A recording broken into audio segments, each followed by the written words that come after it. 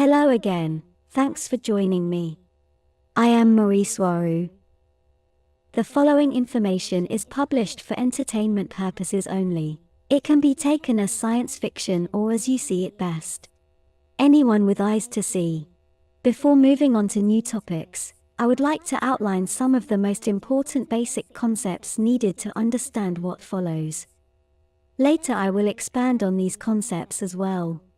Humans have the tendency to reduce everything that exists into small pieces that are easier to explain and to understand. They fragment what they want to study and analyze, and from there on they try to explain the whole.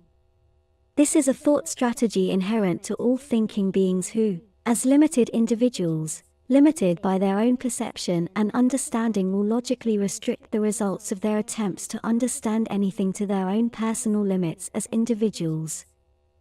That is why the more awareness and understanding a person has, the greater his frame of understanding will be, and with it he will understand more accurately the world in which he lives, that surrounds him, and everything else he tries to understand. This fact or problem is very evident in the case of terrestrial science. Man's system of analysis, called the scientific method, is only valid within a previously specified framework of understanding, but it will not be able to explain what still remains outside of that system of thoughts, as the perceptual framework of the scientific method directly depends on the people who are using it, as it also depends on their system of beliefs and values, or what they by agreements perceive as real and not real, possible and not possible. Then the very framework of understanding and of validity of their science will be limited to the belief system agreed and held by the scientists who apply it. In the case of the Earth, it is what we call the system of beliefs and agreements that form the terrestrial matrix, where the system of beliefs and conclusions derived from its scientific method only apply within that matrix, but not to what is beyond, outside of it, since it is not yet accepted as existing, much less understood by the inhabitants of said matrix. In a few words, the scientific method creates a self-contained and self-validated system that does not reflect everything that exists, since it can only validate what is within the framework of agreements that form the terrestrial matrix to which it is subjected.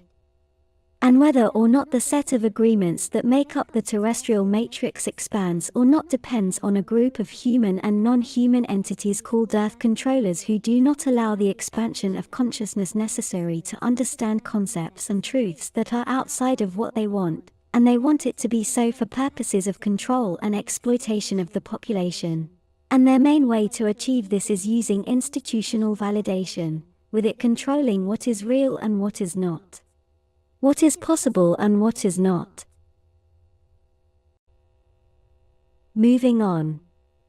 From the not from Earth understanding perspective, the fact is that humans did not evolve on Earth as described by Darwin's evolution of the species theory, because humans as a genetically defined species are found on countless other planets.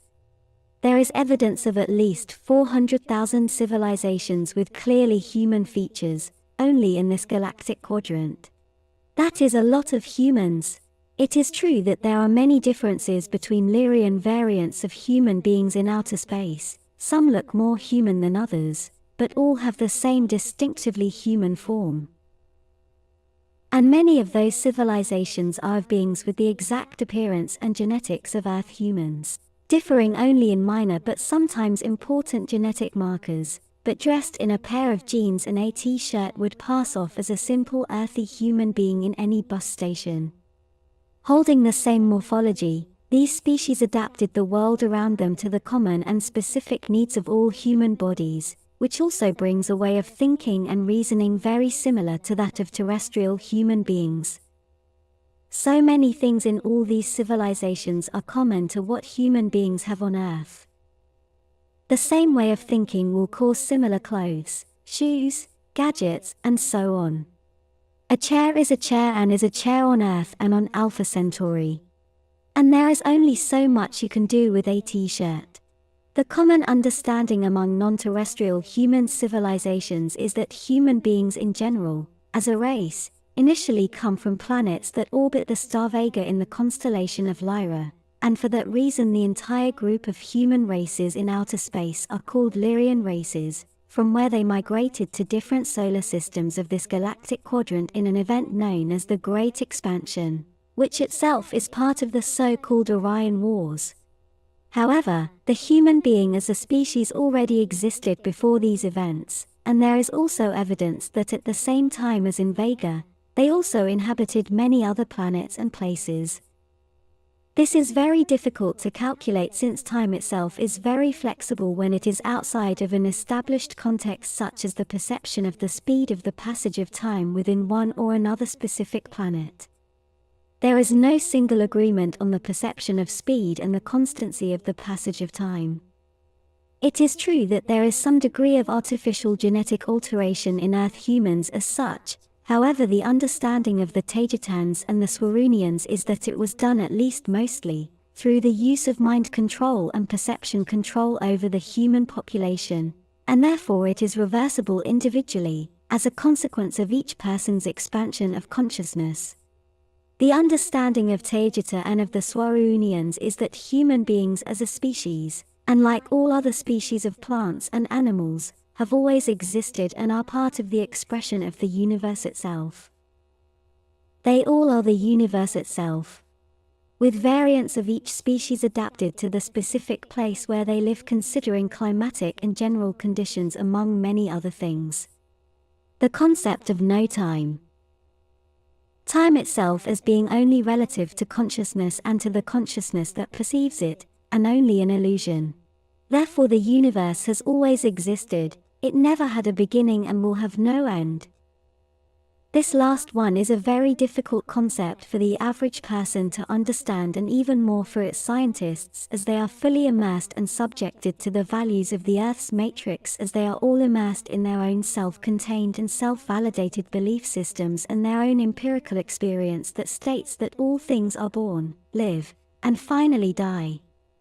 They end up translating these ideas and concepts to a larger universe reality that follows dynamics they are very far from even starting to develop the capacity to understand. This is a direct reflection of human hubris and egocentrism, thinking that they have the capacity to understand the all, the everything, thinking that they are the center of the universe, and the only sentient thinking creatures in existence. In short, and as a conclusion, human beings as such are present all over this galactic quadrant at least, live in countless other planets and places outside Earth, and are part of the very essence of the universe. Thanks for listening. With all my love and a huge hug. Mari Swaruu.